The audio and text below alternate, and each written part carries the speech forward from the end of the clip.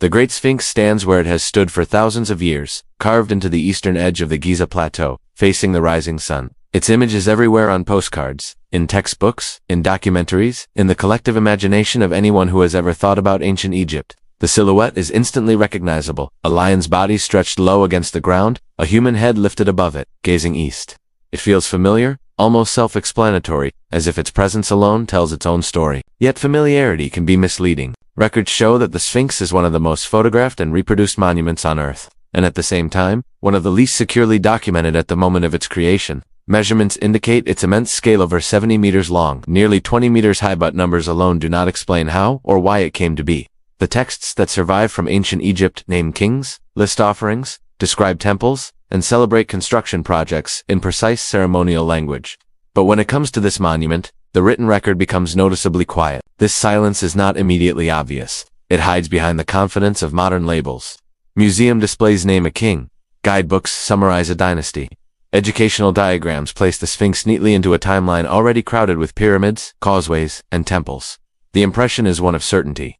The monument looks permanent, fixed, resolved. But when the documents themselves are placed side by side, the tone changes. The earliest surviving Egyptian inscriptions from the Giza plateau document a managed landscape of stone extraction, royal burial, and ritual architecture. They describe pyramids by name. They identify kings, priests, and administrators. They list labor divisions and offerings to gods. What they do not do, what the text does not name, is the Sphinx. There is no dedicatory inscription carved into its body, no foundation text embedded beneath it, no surviving Old Kingdom record that states, in clear ceremonial language, this monument was made for this king. That absence is not an accusation. It is a condition. Ancient records are uneven by nature. Stone survives longer than papyrus. Temples were dismantled, inscriptions reused, surfaces eroded, the loss of information is expected. But Egypt is also a civilization known for recording royal achievements, especially monumental ones. The pyramids nearby are named, endowed, and ritually defined. Their builders are celebrated. Their dimensions are praised.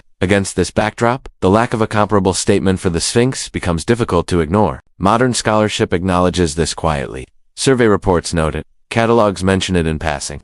Academic summaries often move quickly beyond it. The silence is documented, but rarely explored at length. Instead, interpretation fills the gap. Proximity is taken as evidence. Stylistic resemblance is used as support. Association becomes attribution. This is where the problem begins, not as a mystery of conspiracies or lost civilizations, but as a methodological tension. When the text does not speak, the stone is asked to do more work. When the stone resists clear dating, the surrounding architecture is asked to explain it. Each method is reasonable within its own limits, but when they are layered together, they do not always align neatly. The Sphinx is carved directly from the bedrock of the plateau. Unlike the pyramids, it is not assembled from transported blocks. Its body and enclosure were shaped by removing stone, not stacking it. This fact alone places it in a different category from most other monuments at Giza. The geology of the site becomes part of the monument itself. The limestone layers vary in hardness, density, and resistance to erosion. Softer layers recede more quickly. Harder layers retain sharper edges. Over time, the surface records interaction with wind, water, temperature, and human intervention. Measurements taken over the last 2 centuries show that the head is cut from a harder limestone member than much of the body. This difference has preserved facial features while allowing deeper erosion along the torso and enclosure walls. The stone remembers conditions the text never describes. It holds a record, but not a narrative. The challenge is that stone does not date itself. Geological processes indicate how erosion happens, not when carving began. Archaeological context establishes sequence, not absolute time. Textual sources provide dates, but only for what they mention. The Sphinx sits at the intersection of these systems, present in all of them, yet fully explained by none. This is not unusual for ancient sites, but it is unusual for one so central. To a modern observer, the Sphinx feels inevitable, as if it could only belong exactly where it is. But that sense of inevitability is produced by repetition. The monument has been framed, named, restored, and interpreted for generations. Each era inherited an object already shaped by earlier assumptions.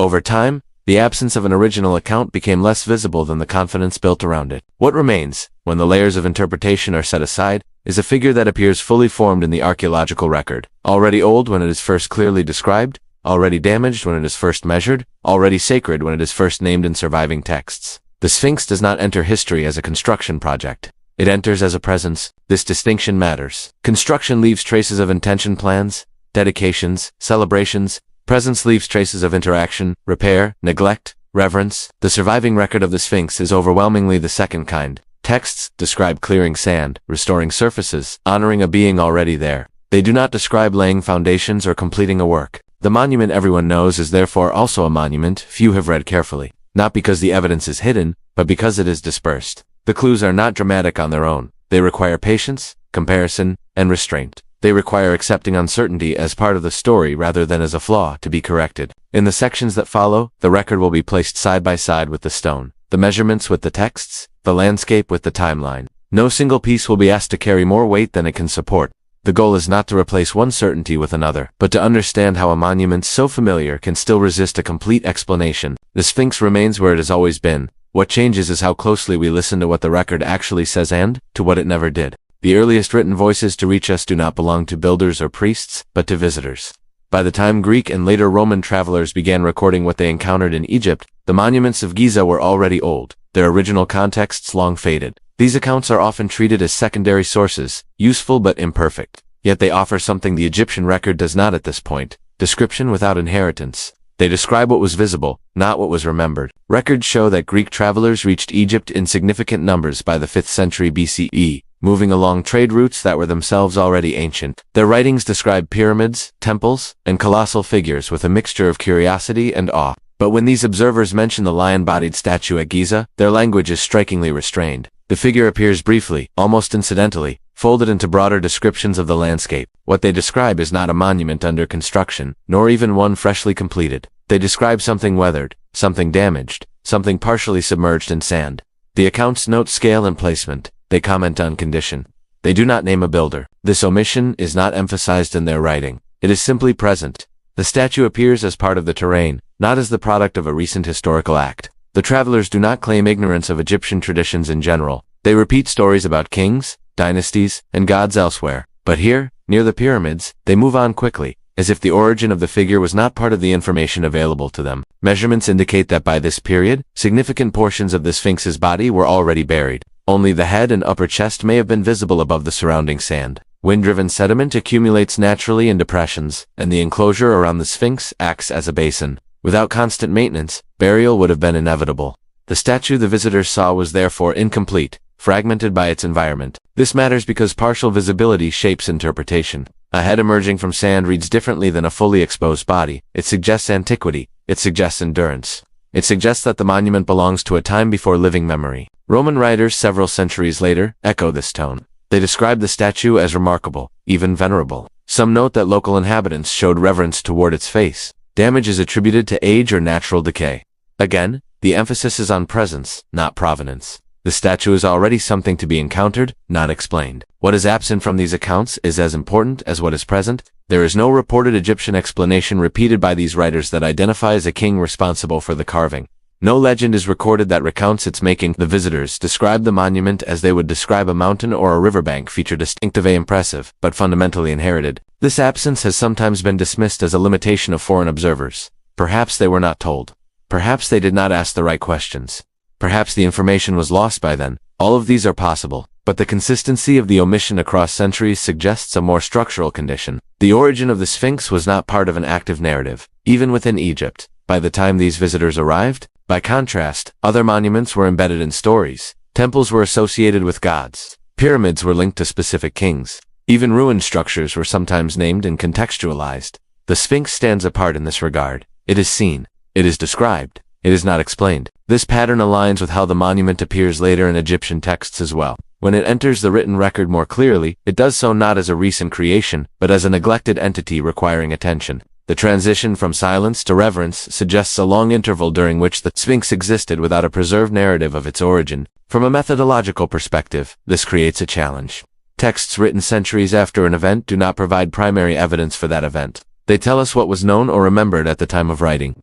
In this case, what was known appears to have been limited to the monument's presence and condition, not its inception. The foreign accounts therefore function as a mirror. They reflect what information was accessible in Egypt during their era. Their silence on authorship suggests that the Sphinx's origin was not a matter of common explanation. Even then, it had already slipped into the category of the immemorial. This does not mean the statue was unimaginably ancient. It means that its creation was not anchored to a narrative that survived into classical times. In societies that value continuity and tradition, this absence is notable. It implies either a loss of records early on, or a different relationship to the monument than to others nearby. The physical state of the Sphinx during these visits reinforces this impression. Weathering had softened its contours. Repairs were visible in places. Sand obscured its lower body. These features suggest a long history of exposure, neglect, and intermittent care. The monument was aging in place. Later, Roman interventions focused on stabilization rather than excavation. Masonry was added to prevent collapse. The goal was preservation, not rediscovery. The statue remained partially buried. Its condition continued to evolve. The narrative remained absent. When medieval travelers and local historians later wrote about the site, the tone shifted again. Names changed. Legends emerged. The statue acquired new identities rooted in folklore rather than historical memory. The continuity of silence regarding its creation persisted. Across these accounts, spanning more than a millennium, the Sphinx is consistently treated as something inherited rather than authored. Each generation encounters it in a different state, more buried, more damaged, more mythologized, but none records a memory of its making. This cumulative pattern does not prove an alternative origin. It does something quieter. It establishes that the Sphinx entered written history not as an event, but as a fact of the landscape. It was already there when observation began. It remained there as conditions changed. The distinction between seeing and knowing becomes critical. The ancient visitors saw the Sphinx. They described its form and condition. What they did not know or did not record was how it began. That gap is not filled by later repetition. It persists, carried forward by each new account. As the record moves closer to the present, the silence does not disappear. It is managed, it is interpreted, it is absorbed into consensus. But at this early stage, the silence is raw and unmediated. It simply exists.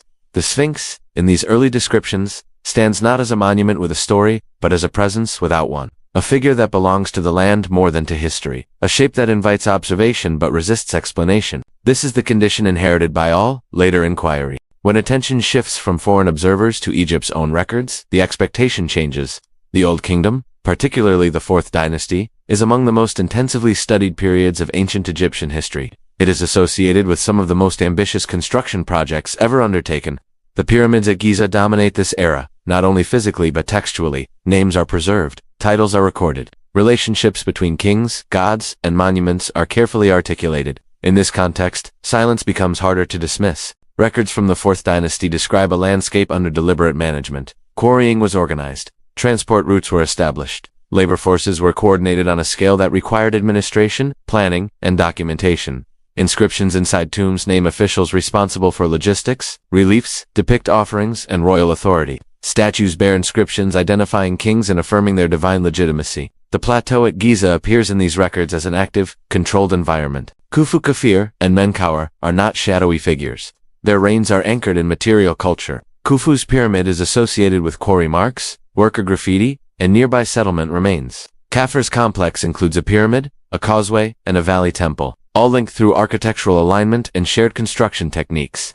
Statues recovered from these temples bear his name and titles. Menkaure's monuments follow the same pattern on a smaller scale. Within this dense web of documentation, the Sphinx occupies an ambiguous position. The monument sits adjacent to Khafre's causeway and near his valley temple. This proximity has long been central to its attribution. It suggests coordination. It suggests planning. It suggests that the Sphinx belongs to the same construction program that reshaped the plateau during Khafre's reign. But suggestion is not statement. The records that survive from this period do not contain a sentence that makes the association explicit. No Old Kingdom inscription has been found that names the Sphinx. No relief celebrates its completion. No foundation deposit identifies its dedication. This absence stands out precisely because so much else is recorded. Major constructions were typically marked, not only for administrative reasons, but for ritual ones. Monuments were named as acts of kingship. They were inscribed to ensure remembrance. The lack of such a marker for the Sphinx has been explained in various ways. Some suggest that any inscription once present has been lost to erosion or reuse. Others argue that the Sphinx may not have required a dedicatory text if it functioned outside the standard temple cult framework. These explanations are possible, but they remain hypothetical. The evidence itself does not confirm them. What the evidence does show is a pattern of selective documentation. Egyptian texts from this period emphasize offerings, titles, and divine relationships over construction narratives. Even for the pyramids, details of building methods are scarce. The focus is symbolic rather than technical, yet the pyramids are still named. Their association with specific kings is unambiguous. The Sphinx lacks even this minimal textual anchor. This difference has methodological consequences. Without a direct inscription, attribution relies on context. Context includes proximity, architectural alignment, and stylistic comparison. These tools are standard in archaeology.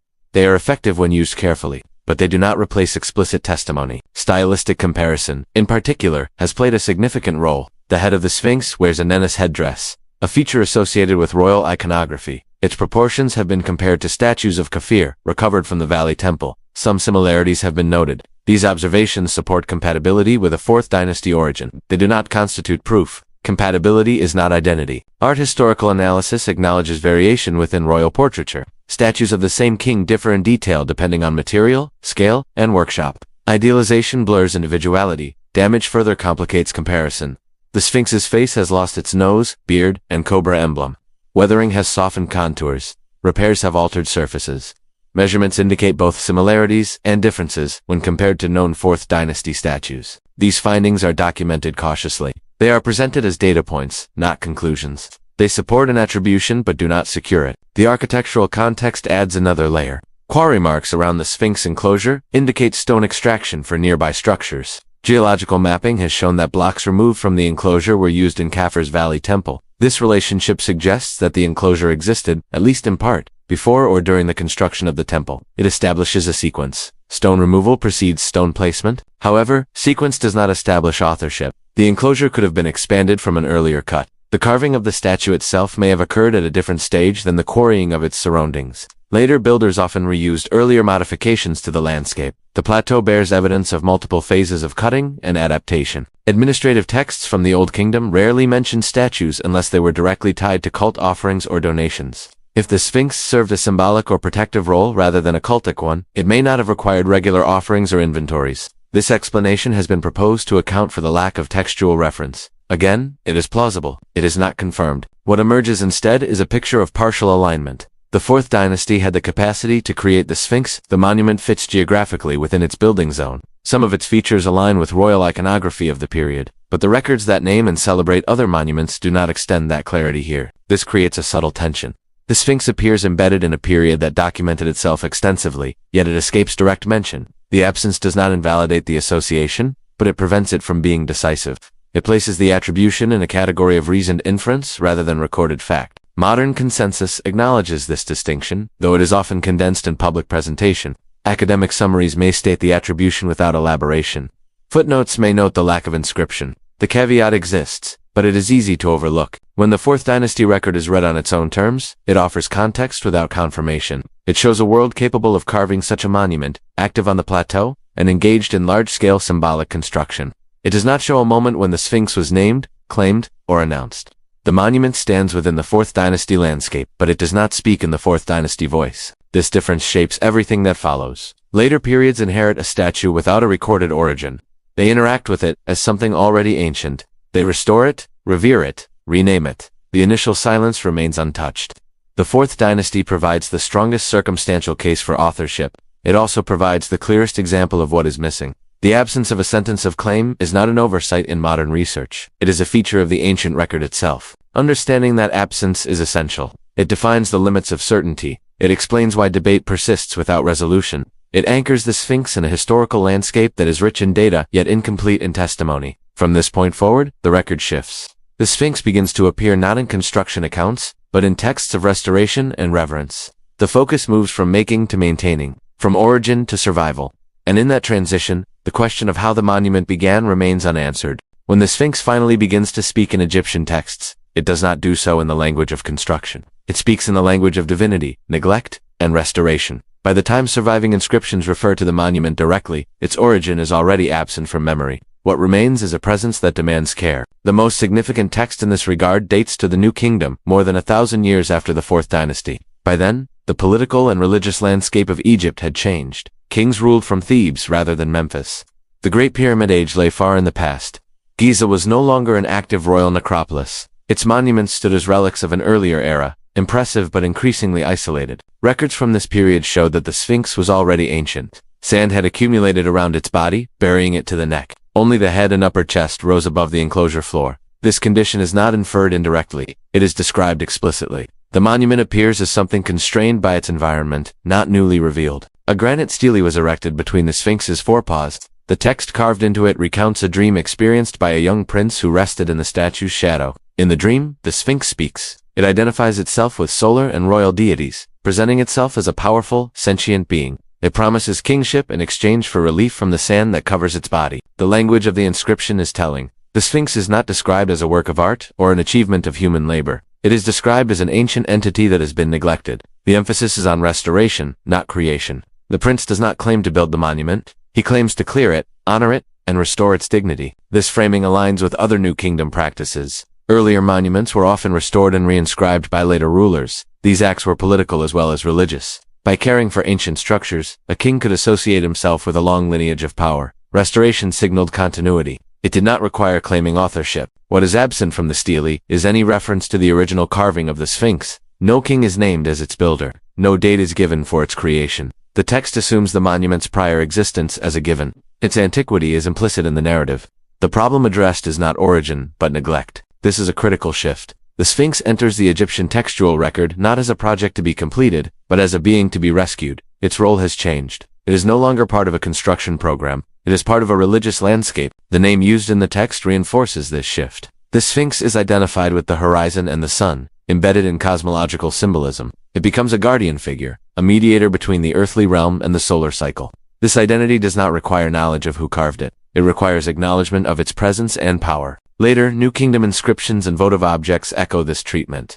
Offerings were made nearby. Titles associated with solar deities were applied to the monument. The Sphinx became integrated into evolving religious frameworks. Its meaning expanded even as its history receded. From a methodological standpoint, these texts establish a minimum age. By the New Kingdom, the Sphinx was already old enough to be buried, neglected, and mythic. A cycle of sand accumulation implies long intervals without maintenance. This does not pinpoint a date of origin, but it confirms that the monument predates these inscriptions by a considerable margin. The physical evidence supports this picture. Masonry added around the Sphinx's paws and chest during this period shows construction techniques consistent with New Kingdom practices. These additions differ from the original bedrock carving. They are repairs, not extensions. Their purpose is stabilization and presentation, not shaping. Archaeological surveys have documented these repairs in detail. Stone types differ. Tool marks change. Mortar composition varies. Each layer marks an episode of intervention. None marks an episode of creation. The emphasis on restoration continues into later periods.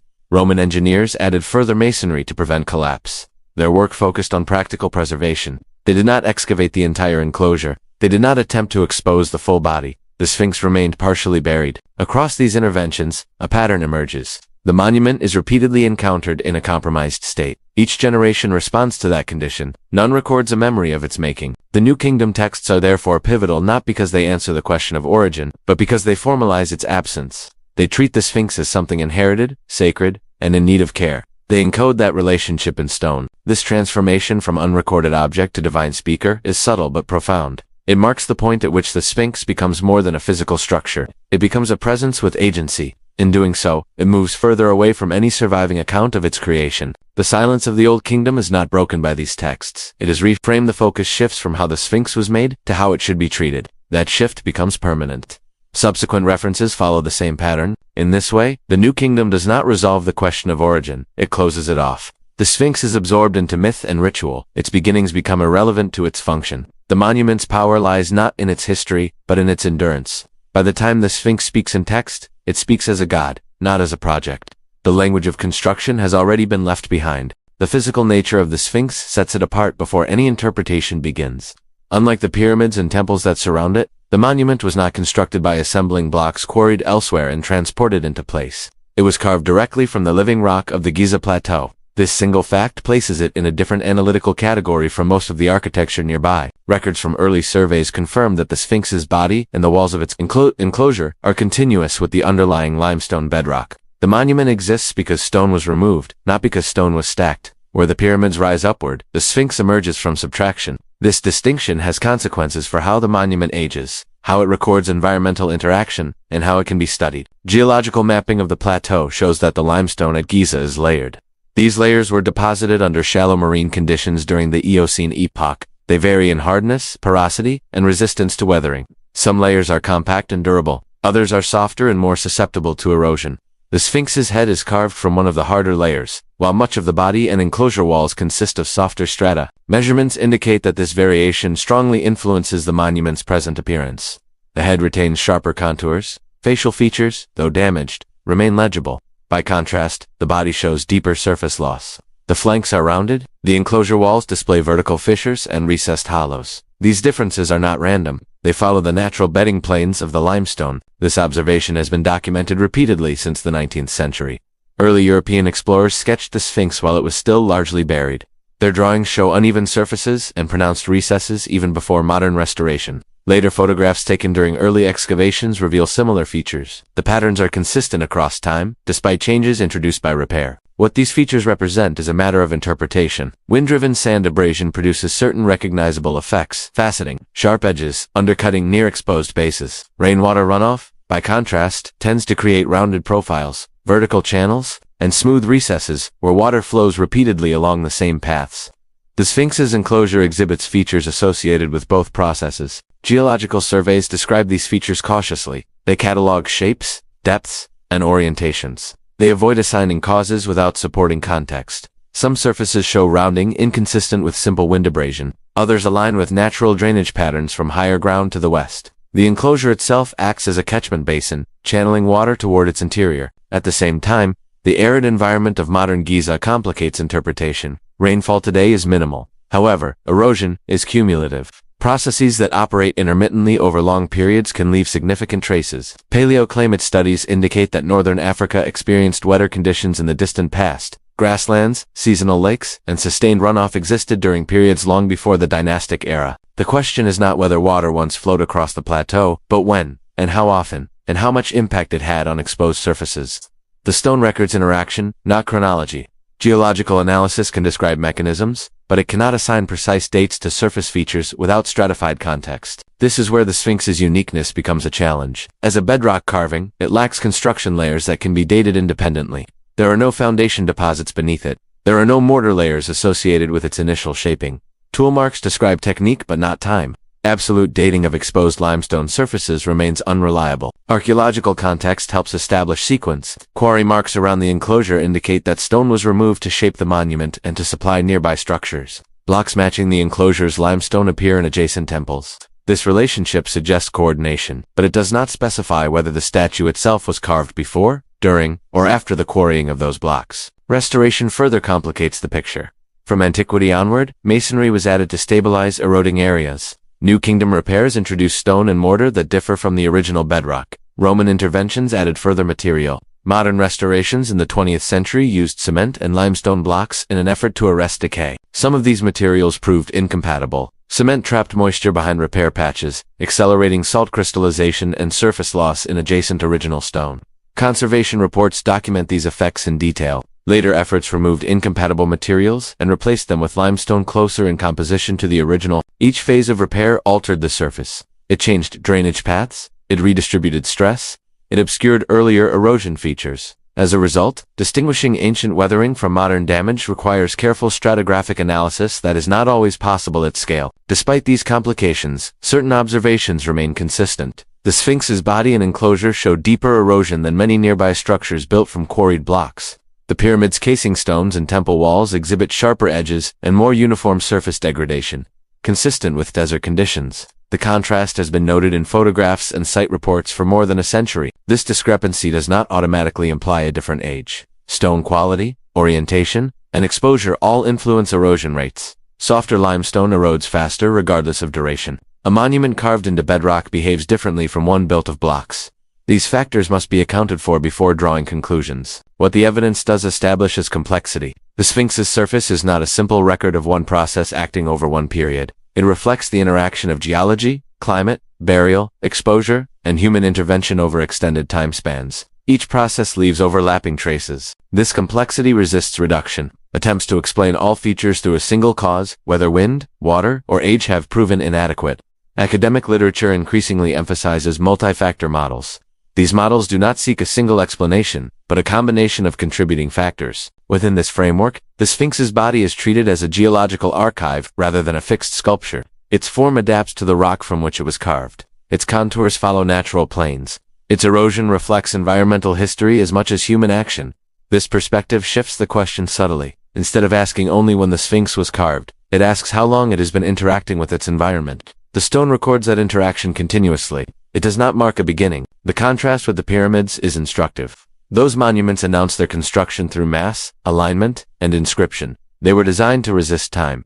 The Sphinx was shaped out of time's material itself. Its vulnerability is part of its nature. By focusing on the physical evidence alone, without imposing narrative, a different image emerges. The Sphinx is not merely a statue placed on the plateau. It is a transformation of the plateau. Its history is inseparable from the stone beneath it. This fact does not answer the question of who carved it. It does something else. It defines the limits of what the stone can tell us. It shows why the monument resists easy placement within a timeline built for structures of another kind. The Sphinx's body was cut from stone, not assembled from blocks. That choice, whatever its motivation, ensured that the monument would carry the memory of its environment in its surface.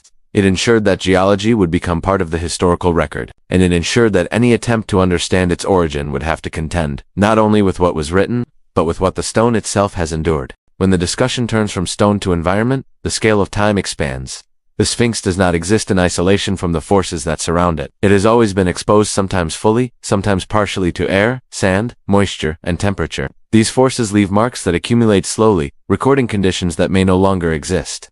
In this sense, the monument functions less like a static sculpture and more like a surface that remembers. Geological observations of the Sphinx enclosure draw attention to features that are difficult to attribute to a single cause. Vertical fissures run down the walls. Rounded hollows appear where harder edges might be expected. Some recesses follow the natural bedding planes of the limestone, deepening along layers that are more porous. Measurements indicate that these features are unevenly distributed, more pronounced along certain walls than others. Wind-driven sand is an obvious factor at Giza. Abrasion from airborne particles can erode exposed surfaces, especially near ground level. This process produces characteristic patterns, sharp ridges, faceted edges, and undercut bases. These effects are well documented on pyramid casing stones and freestanding masonry across the plateau. They form a baseline for comparison. Yet not all features of the Sphinx conform neatly to this pattern. Some surfaces show smoothing rather than faceting. Some channels are vertical rather than horizontal.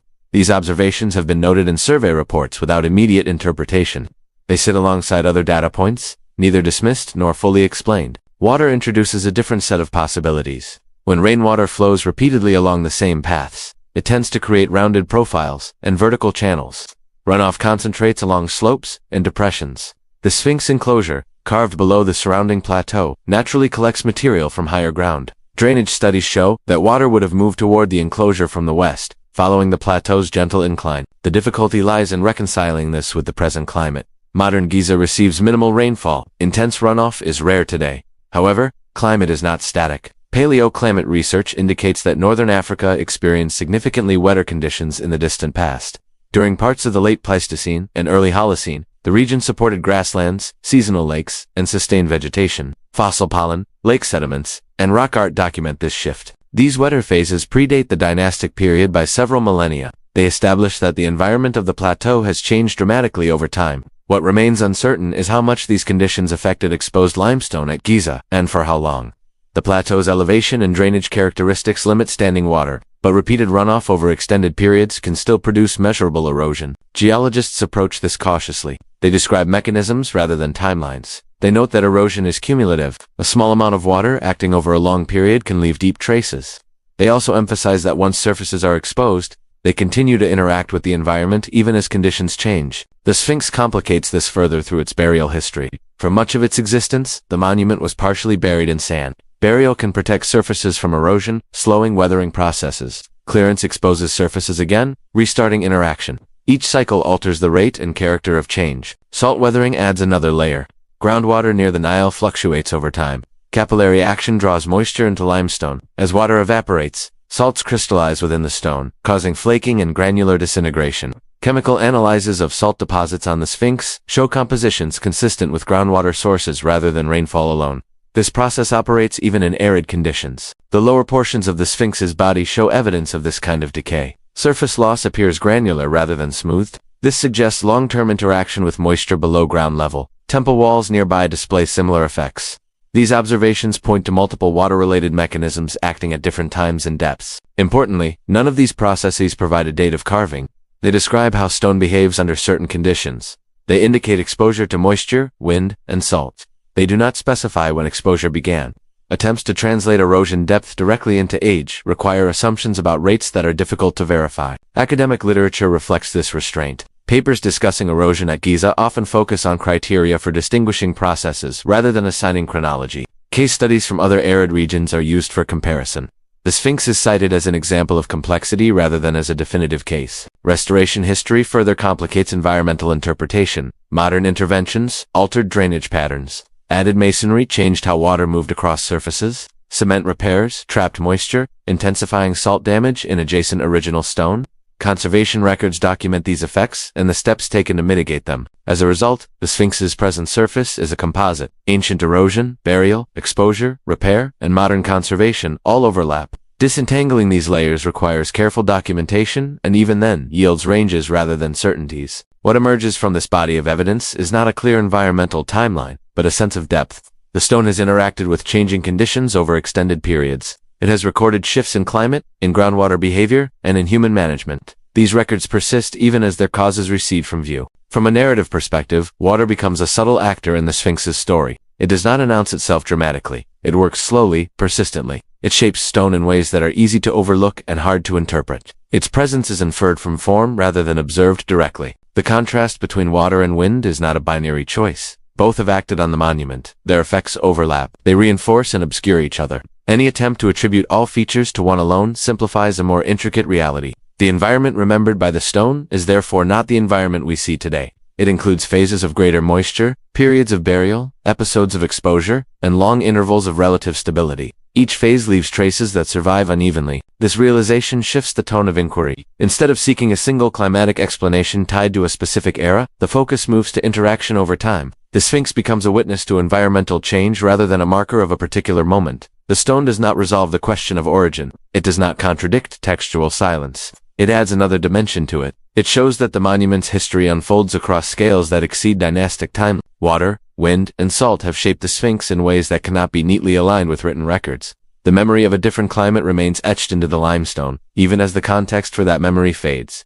This environmental record does not speak clearly. It murmurs through surfaces and fissures. It suggests duration without defining a beginning. It reinforces the sense that the Sphinx's story cannot be confined to a single explanatory frame. By listening to that murmur, the inquiry moves further from certainty and closer to complexity. The monument stands not only at the edge of history, but at the intersection of human time and geological time. When the focus returns from environment to architecture, the Sphinx re-enters a landscape shaped by human intention. The Giza Plateau was not an untouched expanse onto which monuments were placed independently. It was an active construction zone, modified in stages through quarrying, leveling, and alignment. Stone was extracted where it lay, then repurposed nearby. Roots were cut, surfaces were adapted. Within this context, the Sphinx occupies a position that is both central and difficult to sequence. Archaeological surveys show that the limestone removed to create the Sphinx enclosure did not vanish. Blocks matching the enclosure's geological signature appear in nearby structures, most notably in the Valley Temple, traditionally associated with Kafir.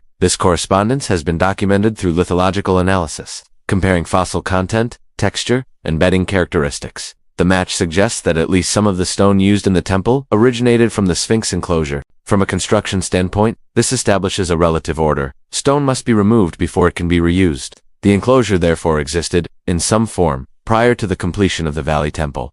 This observation is widely accepted. It anchors the Sphinx within the broader building activity of the 4th dynasty without resolving its authorship. The difficulty arises when this sequence is extended beyond what it strictly supports. The removal of stone for the enclosure does not necessarily coincide with the carving of the statue itself. Quarrying and sculpting are related but distinct actions. The enclosure could have been expanded in phases. The statue may have been refined after initial extraction. Later builders may have adapted earlier cuts to suit new plans. Tool marks provide limited guidance. Cuts around the enclosure vary in depth, orientation, and finish.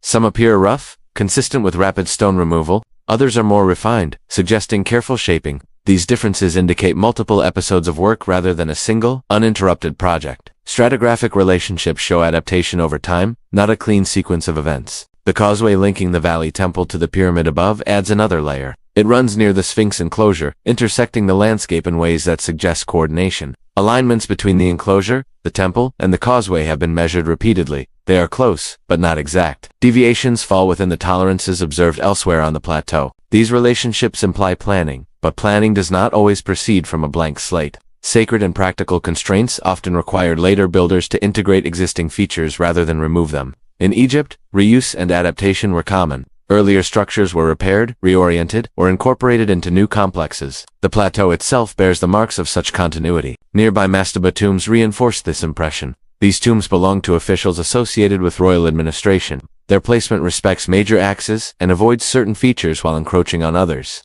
Some are positioned close to the Sphinx enclosure walls, implying that those walls were already present when the tombs were planned.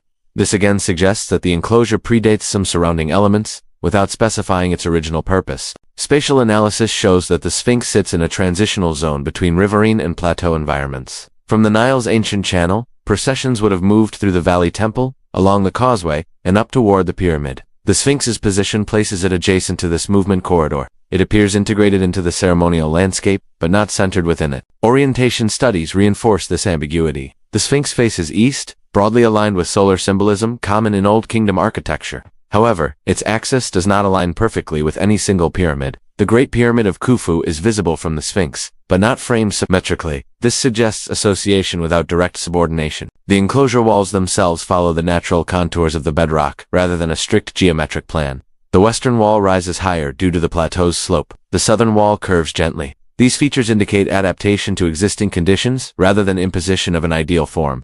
The monument was shaped within constraints. All of this points to a construction environment characterized by pragmatism. Stone was taken where it was available. Existing cuts were reused. Alignments were adjusted as needed. Within such an environment, the distinction between original and integrated becomes blurred. Modern architectural drawings capture these relationships with precision. Distances, angles, and elevations are recorded. These measurements establish how the Sphinx relates spatially to other structures. They do not establish why those relationships exist. They describe configuration, not intention. Attempts to derive authorship from spatial proximity therefore face inherent limits.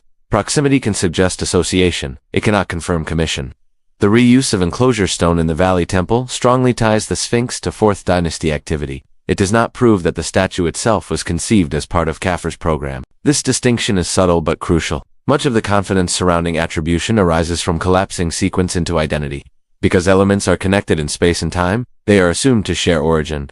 Archaeological method cautions against this leap. It requires explicit evidence to move from coordination to authorship. What the architectural record provides instead is a framework of constraint. The Sphinx must fit within the phases of quarrying and construction that reshaped the plateau during the Old Kingdom. It cannot be placed arbitrarily outside that context. At the same time, the record does not narrow the window to a single reign with certainty. Later modifications further complicate the sequence. New Kingdom and Roman additions altered the enclosure floor and walls. Repairs changed profiles and obscured earlier cuts. Modern excavation removed layers of sediment, exposing surfaces that had not been visible for centuries. Each intervention reshaped the evidence available for interpretation. As a result, the architectural record reads like a palimpsest. Earlier actions are overwritten by later ones, not erased but blurred. The Sphinx sits at the center of this palimpsest, both shaping and shaped by its surroundings. The quarry cuts, causeways, and temples of Giza demonstrate coordination across generations. They reveal a landscape managed over time, not frozen in a single moment. Within that landscape, the Sphinx occupies a position that suggests importance without declaring origin. The sequence remains incomplete. Stone removal precedes temple construction. Enclosure walls predate some tombs. Repairs follow periods of burial. These relationships establish order without explanation. They define what must have happened before something else, not why it happened at all. In this way, the architectural evidence mirrors the textual record. It offers context without testimony. It narrows possibilities without closing them. It situates the Sphinx firmly within the working life of the plateau, while leaving its initial conception unresolved. The monument remains integrated, but not claimed, planned, but not announced, present in the architecture of Giza, yet absent from its declarations. For most of its existence, the Sphinx has not stood fully revealed, the image familiar today its entire body exposed, its enclosure cleared as the exception rather than the rule. The monument's more typical state has been partial concealment, shaped by cycles of burial and clearance that span millennia. These cycles are not incidental. They define how the Sphinx has been encountered, interpreted, and altered across time. The enclosure carved around the Sphinx sits lower than the surrounding plateau. This geometry makes it a natural trap for wind-blown sediment. Prevailing northwestern winds carry sand across Giza, and without constant maintenance, that sand settles in depressions. Records indicate that after large-scale construction activity declined at the end of the Old Kingdom, centralized labor at Giza diminished. With fewer resources devoted to upkeep, accumulation began. By the First Intermediate Period, political fragmentation reduced the state's capacity to maintain older monuments. Archaeological context suggests that the Sphinx may already have been partially buried by this time. There is no direct description from this period, but patterns of neglect across Egypt support the inference. Temples fell into disuse. Maintenance slowed. Sand advanced. During the Middle Kingdom, interest in earlier monuments returned selectively. Some sites received attention, others did not. Giza appears to have remained peripheral. Small offerings and occasional graffiti indicate visitation, not systematic restoration. The Sphinx likely persisted as a head rising from dunes, its body hidden, its scale reduced by concealment. By the early New Kingdom, this condition had become the norm. Textual and archaeological evidence align here. The Dream Stele describes a monument burdened by sand, its body in need of release. Masonry added around the paws and chest during this period confirms targeted clearance rather than full excavation. The goal was access and veneration, not exposure. These actions initiated a recurring pattern. Sand was cleared where necessary, then allowed to return. Each clearance exposed surfaces that had been protected for centuries. Each exposure accelerated weathering. Each episode of decay prompted repair. Roman interventions followed a similar logic. Engineers added stone to stabilize weakened sections, particularly around the chest and flanks. Their focus was structural integrity. They did not remove the surrounding sand extensively. The monument remained partially buried, its lower body shielded by sediment. Medieval accounts continue this story. Arabic historians describe a monumental head emerging from the desert. They record local names and legends rather than technical details. Clearance was undertaken occasionally, often to protect nearby farmland from drifting dunes, rather than to restore the statue itself. The body remained concealed. Early modern travelers left sketches that reflect this partial visibility. Proportions appear distorted because only the head and upper torso were visible. The monument's true length was not fully appreciated. These images document a sphinx defined by absence as much as presence. The first significant attempt to expose the monument more completely occurred in the early 19th century. Manual excavation removed large quantities of sand from the chest and forepaws. This work revealed masonry repairs from earlier periods and exposed erosion patterns not previously visible. Funding limitations and environmental conditions prevented sustained clearance. Sand returned quickly. Later efforts in the mid-19th century cleared additional sections, but again stopped short of full exposure. The most extensive excavation took place in the early 20th century, when the entire enclosure was cleared for the first time in many centuries. This intervention fundamentally altered the Sphinx's condition. With the removal of sand, surfaces that had been insulated for long periods were suddenly exposed to wind, temperature fluctuation, and pollution. Deterioration accelerated in some areas. Conservation became a priority. Repairs multiplied. Modern restoration introduced new materials and techniques. Some proved effective, others did not. Cement patches trapped moisture, salts crystallized behind repair layers. Original stone decayed more rapidly adjacent to these interventions. Engineers documented these effects and adjusted strategies, but the damage altered the monument's surface irreversibly. What this history reveals is not neglect alone, but constant interaction.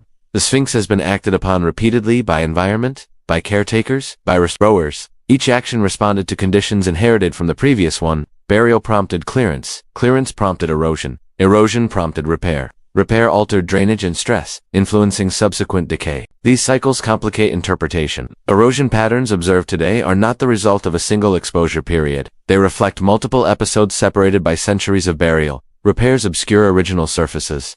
Later masonry reshapes profiles. Modern conservation modifies again. Photographic records from the early 20th century show deeper recesses along the body than are visible today. Some hollows have been partially filled, edges have been reinforced. Comparing images across decades reveals measurable change.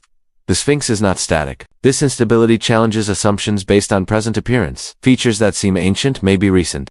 Features that seem recent may preserve ancient conditions beneath, without sealed contexts directly associated with the initial carving. Disentangling these layers becomes increasingly difficult, yet the pattern itself is informative. The Sphinx has survived not because it was left untouched, but because it was repeatedly addressed. Each society encountered it differently and acted accordingly. The monument's form today is a composite of those responses. This history of burial and repair also explains why textual references emphasize restoration.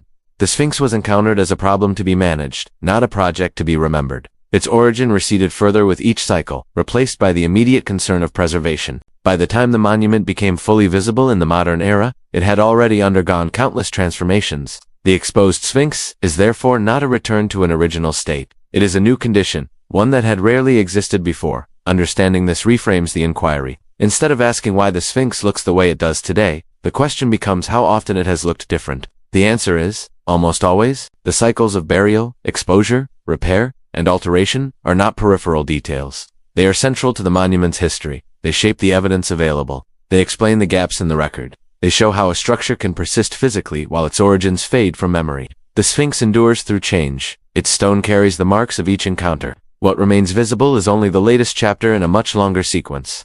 By the time modern archaeology turned its attention to the Sphinx, the question of origin was already framed by absence. There was no newly uncovered inscription waiting to be translated, no sealed chamber promising a definitive answer. Instead, researchers inherited a monument surrounded by data of different kinds: architectural, geological, textual, none of which spoke with final authority on their own. What followed was not a discovery, but a process. In the late 19th and early 20th centuries, archaeology at Giza shifted from travel narrative to institutional practice. Excavations became systematic. Measurements were standardized. Reports were published and archived. Within this framework, the Sphinx had to be placed somewhere in history. Leaving it unassigned was not practical. Classification was necessary for teaching, preservation, and synthesis. The method chosen was association. The pyramids of the 4th dynasty were already securely attributed through inscriptions and king lists.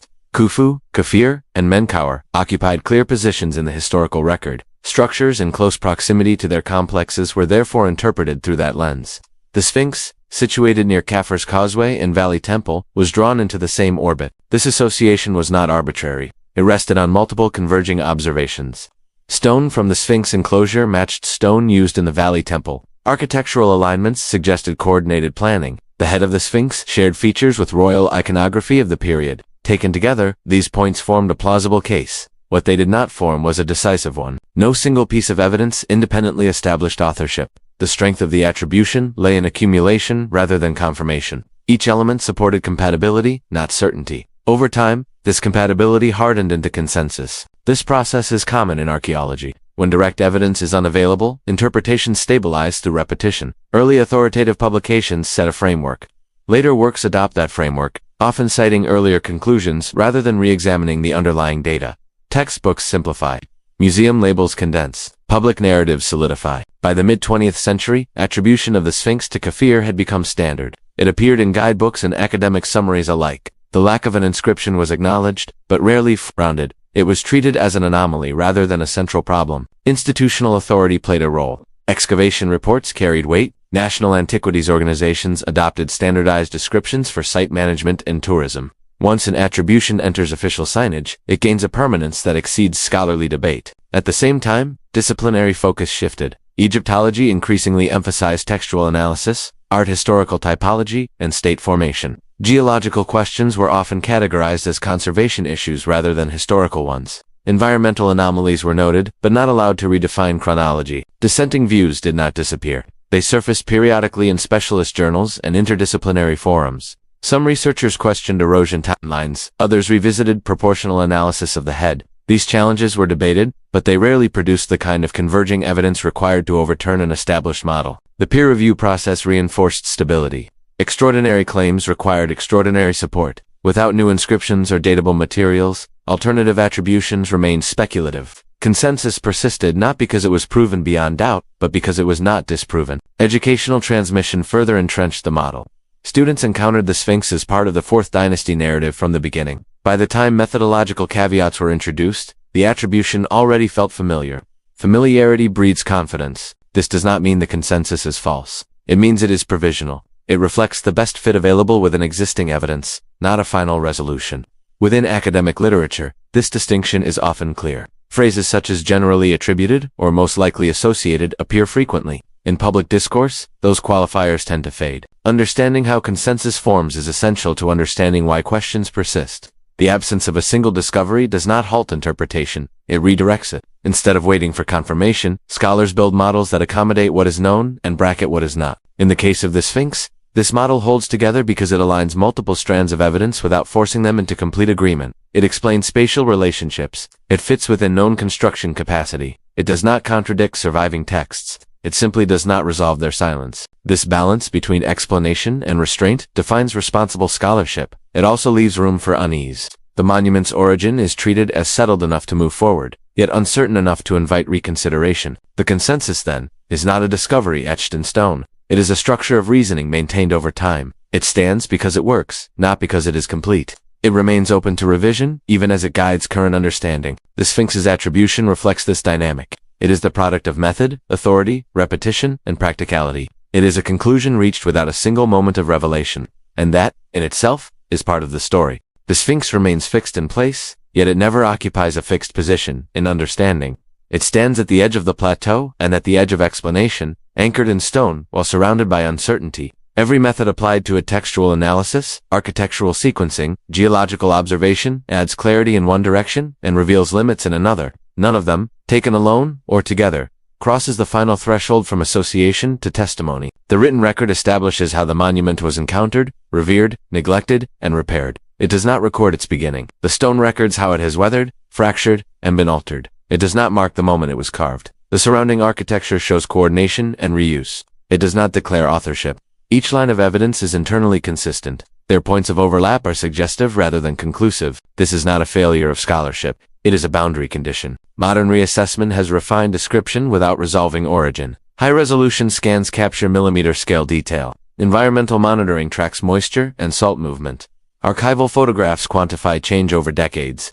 These tools deepen understanding of process. They do not introduce a new category of evidence capable of naming a builder or fixing a date. The Sphinx, therefore, occupies a rare position in the historical landscape. It is one of the most studied monuments on Earth, and yet its inception remains outside direct testimony. It enters history as a presence already shaped by time. It persists as an object continually managed, measured, and interpreted. What endures is the distinction between what is recorded and what is not. The absence of an origin account is not a gap waiting to be filled casually. It is a fact preserved alongside the monument itself. Responsible study does not erase that fact. It carries it forward. The Sphinx stands between stone and silence. The stone speaks in surfaces, layers, and scars.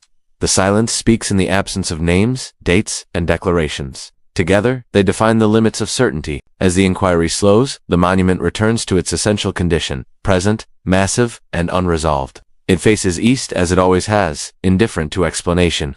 The sand will continue to move, repairs will continue to be made, measurements will continue to improve. The question of origin remains where it has long been not answered, but carefully bounded. And in that restraint, the Sphinx remains what it has always been, a monument encountered, not concluded.